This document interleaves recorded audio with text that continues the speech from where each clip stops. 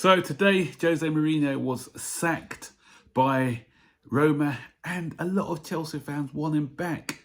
So I'm going to be giving my thoughts on Jose Mourinho and whether he should come back. Is it yes to Jose Mourinho or no way, Jose?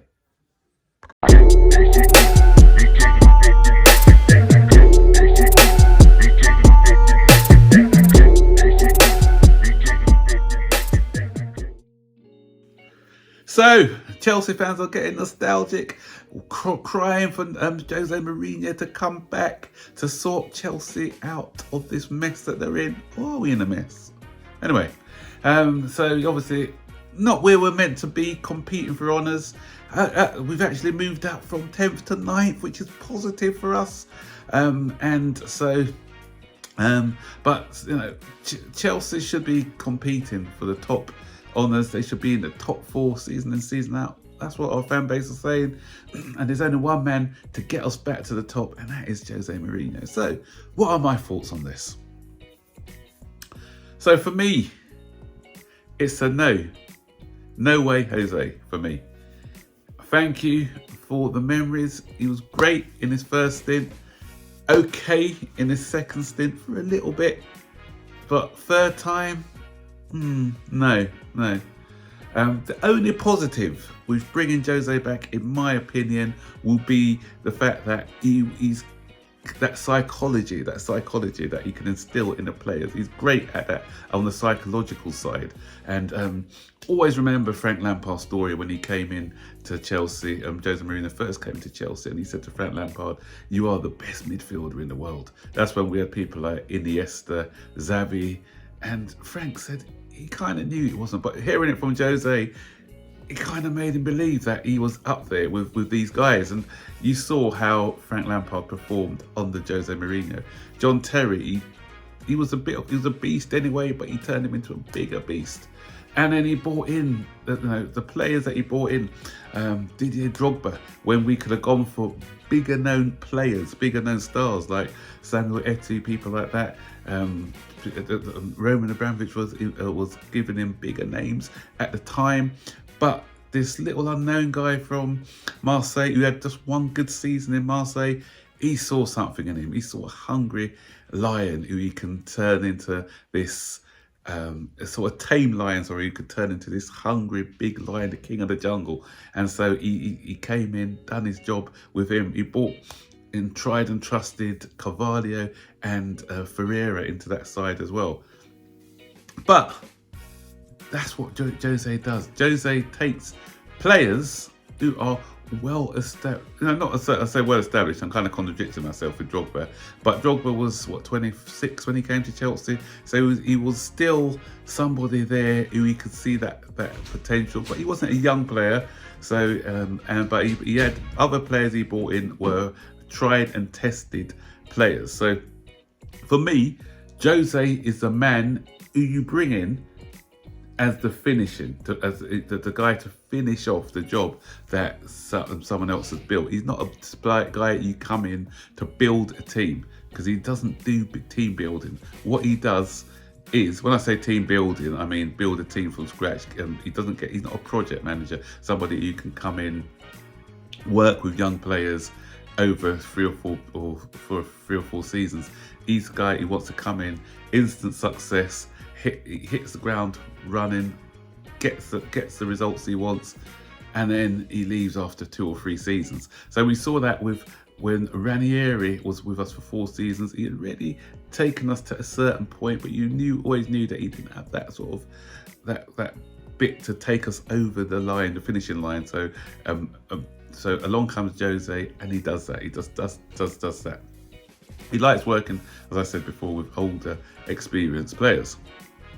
Right, fast forward to his second spell at Chelsea now, and he had, again, we kind of had the semblance of a team. We still had the likes of Lampard was still there, Terry was still there, so we still had some experienced players. But what we were trying to do is similar to what we are doing now, actually. We were trying to bring in a younger type of player who can, we were quite a visionary back then with Michael Enemalo. Elinor, sorry about the name, but Eminalo, sorry, yeah.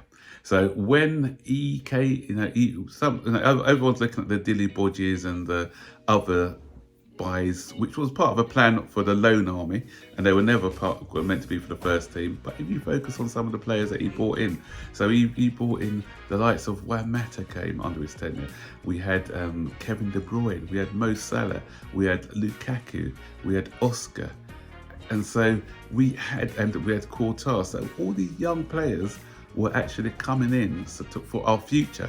And this would have cemented our future for a while. But what happened? He didn't, Jose Mourinho likes more of the workaholic type players. So he chose the likes of, what's that German guy? Schürrle. He chose Schürrle over De Bruyne. And he chose Oscar was one of the younger players, but because he worked harder than Juan Mata, he preferred Oscar over Mata. So Mata was out the door, De Bruyne was out the door. Again, Salah, who could have been our winger, but Schürrle was the guy he liked because of his work ethic. So out the door went Salah, and out of the door went Lukaku after that penalty miss he did in the Super Cup.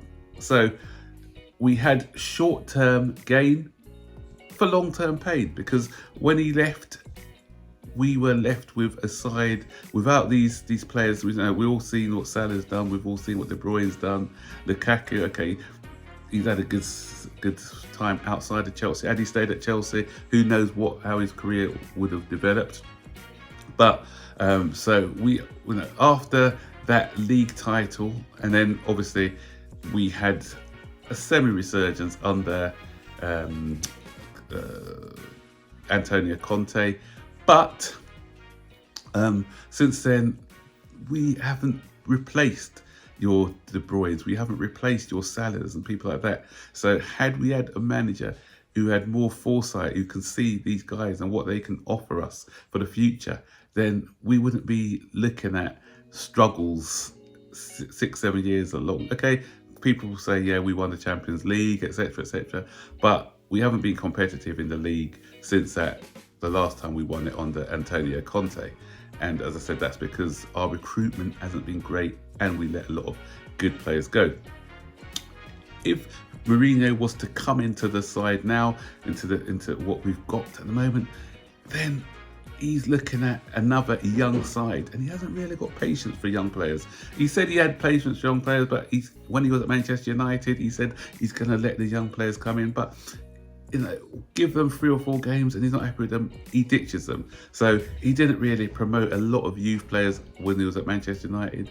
At Tottenham, he didn't really, he gave them now and again cameo appearances, but were any of them mainstays in his team? No, they weren't. Okay, some people may look at Roma and say, yeah, he's got a lot of young players at Roma, but that's what he's had. Roma, I think in the first season when he was there, they invested heavily. After that, they didn't, so he had to turn to what he had. And so I think for me, and if you look at what he's done, he had that aura about him before, but when you look at his record for the past few years, okay, he's won the cups. I think he won the Europa League and a League Cup at Man United. And he was second in the league one season. But apart from that, he hasn't really been competitive in the league. Tottenham, the brand of football he's playing there wasn't great. He didn't last long there. Roma, he won that cup. Well, everyone's going, no, he won something there. But that Conference League, come on, even West Ham won it. So it's not a great cup to have on your CV. And I think they're currently in 9th. That's why they sacked him. And so he hasn't had a league title to his name since he was at Chelsea. The last time he was at Chelsea when he won it. And since then, he hasn't had another league title to his name. His tactics, he's always said he's adapted to his tactics, but I can't see a lot of adaptation to the way that he used to play. And so for me, I just think he's the wrong fit for these players. There's a lot of nostalgia going on. People are looking at the past and what he's done to us in the past. But I just think that he'll clash with the owners as well. He'll want him to get a few players in you'll clash with them. I don't think it's a match made in heaven. I think the players that we had when he was first came were had the right sort of mentality for him, and the way that he used to manage back then as well was old school management. You know, people like Terry, Lampard, Drogba, they can take that sort of bollocking. But nowadays, the younger breed of players now coming in, they need a different sort of management. They're sort of too fragile these days. And I remember a story about Paul Pogba and how he wanted to crack the whip with Paul Pogba, but his hands were tied by the hierarchy. And one story about when Paul Pogba wanted him to travel in the team bus with the rest of them, but he always had someone taking him home in a Rolls Royce apparently. But then his compromise was, okay, come into the team bus for optics for the first 15 minutes, and then when we get around the corner, you can go into your go into your Rolls Royce. And so that's not, and so that that's the sort of players, the sort of egos that you're dealing with nowadays. So it's a totally different form of management, and that's why he had a lot of clashes at Manchester United, probably some clashes at Tottenham as well, because his management style isn't up with the times when it comes to player psychology now, dealing with players. Tough love now doesn't work with a lot of these players, and it's not effective anymore. Anyway, what do you think? Give me some good reasons why you think I'm wrong, and why you think that Jose Mourinho will make it work a third time round at Chelsea. Stick your comments in the section below. If you agree with me as well, stick your comments there as well, and I'll see you guys when I make the next video. So take care, bye bye.